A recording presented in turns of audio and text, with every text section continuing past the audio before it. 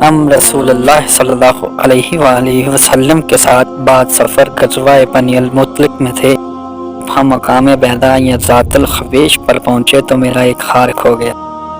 اللہ صلی اللہ علیہ وآلہ وسلم اس کی تلاش میں وہیں ٹھہر گئے، لوگ بھی آپ کے ساتھ ٹھہر گئے، لیکن وہاں پانی کہیں قریب میں نہ تھا۔ لوگ حضرت ابوبکر صدیق رضی اللہ عنہ کے پاس آئے، کہا حضرت عائشہ رضی اللہ عنہا نے کیا کام کیا کہ رسول اللہ صلی اللہ علیہ وآلہ وسلم اور تمام لوگوں کو ٹھہرا دیا ہے، اور پانی بھی کہیں قریب میں نہیں ہے اور نہ لوگوں کے ساتھ ہے۔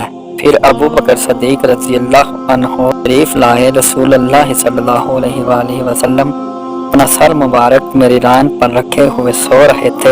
مانے لگے کہ تم نے رسول اللہ صلی اللہ علیہ وآلہ وسلم اور تمام لوگوں کو روک لیا، حالانکہ قریب میں کہیں پانی بھی نہیں ہے اور نہ لوگوں کے پاس ہے۔ حضرت عائشہ رضی اللہ عنہا کہتی ہیں کہ والد ماجد مجھ پر بہت خفا ہوئے، اور اللہ نے جو چاہا انہوں نے مجھے کہا رسول اللہ صلی اللہ علیہ وآلہ وسلم کا سر مبارک میری ران پر تھا، اس وجہ سے میں حرکت بھی نہیں کر سکتی تھی۔ رسول اللہ صلی اللہ علیہ وآلہ وسلم جب صبح کے وقت اٹھے تو پانی کا پتہ تک نہ تھا، بس اللہ تعالیٰ نے تیمم کی آیت اتاری اور لوگوں نے تیمم کیا۔ اس پر اسید بن حضیر